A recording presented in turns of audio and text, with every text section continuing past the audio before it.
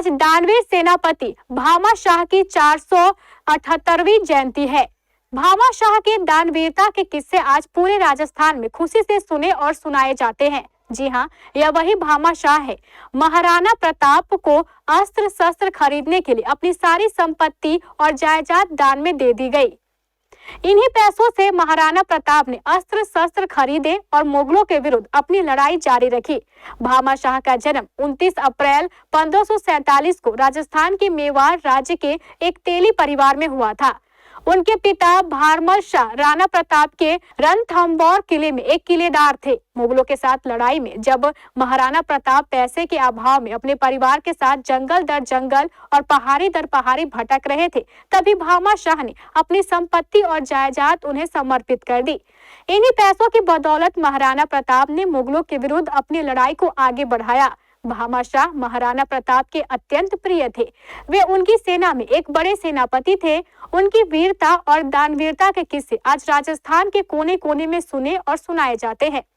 इस वीर और दानवीर भामा शाह की जयंती को लेकर राष्ट्रीय जनता दल द्वारा पूरे सूबे में जगह जगह कार्यक्रमों का आयोजन किया गया। पटना में आयोजित इस कार्यक्रम में राजद नेता तेजस्वी यादव सहित कई बड़े नेताओं ने हिस्सा लिया। देखिए, बिहार में विधानसभा का चुनाव है और सभी पार्टियां अपने अपने जाति, अपने अपने धर्म और अपने अपने समाज को लेकर के लगातार बैठकें कर रहे हैं। आज बता दें कि शूरवीर, दानवीर कहे जाने वाले भामा साहब की आज जयंती थी और इस जयंती पर तेजस्वी यादव नेता प्रतिपक्ष ने भी उन्हें श्रद्धासुमन अर्पित किया है और जितने भी वैश्य समाज हैं सबको एकत्रित करके 2025 के चुनाव को लेकर के उन्होंने अपना बात रखा है।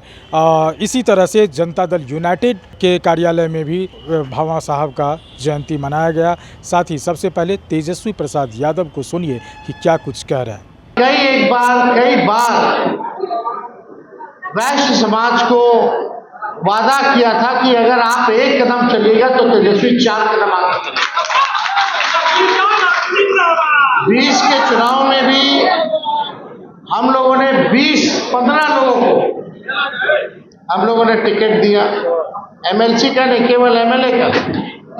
और 24 के भी चुनाव में सबसे ज्यादा अगर वैश्य समाज को 3 टिकट अगर मिला तो महागठबंधन से लगातार उपचुनाव हो, वहां भी हम लोगों ने मौका जो है लोगों को दिया।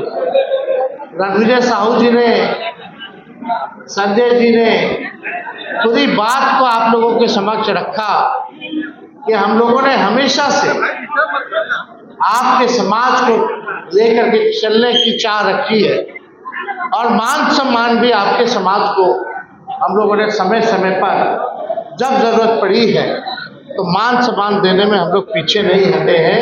आप लोगों को मान सम्मान भी हम लोगों ने देने का काम और पूरा आप लोग विश्वास रखिए कि आगे भी जो रिश्ता हम लोगों में बना है वो रिश्ता टूटेगा नहीं बल्कि और मजबूत होगा।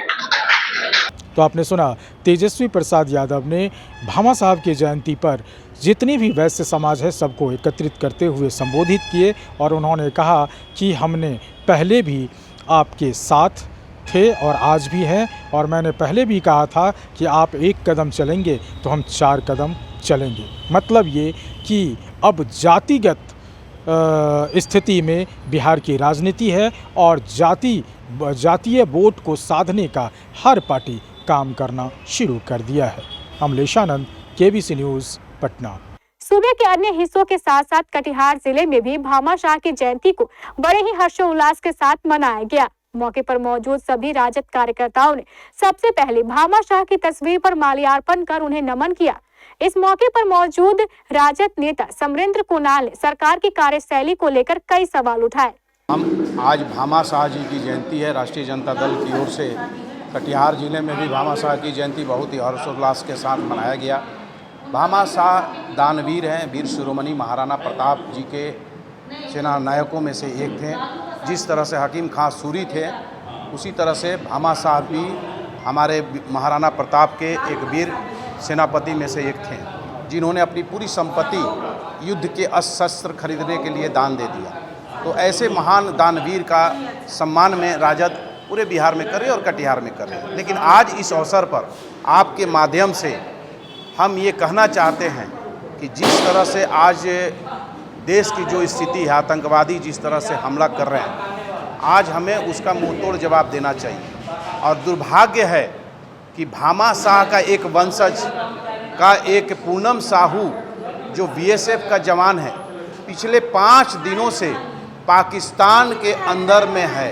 पाकिस्तान उसको अपने यहाँ बंधक बना के रखा है। लेकिन आज देश की स्थिति इतनी बदतर हो गई है कि हमारे सैनिक की वापसी पर कोई सवाल नहीं कर रहा है, कोई उस पर जो है आंदोलन नहीं कर रहा है, उसकी मांग का बात नहीं उठा रहा है और वो दबा जा रहा है। उसकी गर्भवती पत्नी पूनम साहू की गर्भवती पत्नी बिलख बिलख के दर दर भटक रही है और देश से मांग कर रही है कि मेरा पति अनजाने में पाकिस्तान की सरहद में चला गया है, उसकी सलामती जल्द से जल्द हो।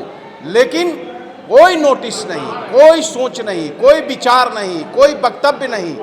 अब इससे बड़ा दुख बात क्या होगा। भामा शाह की जयंती पर हम लोग पूनम साहू की बात कर रहे हैं जो उनका वंशज से आते हैं।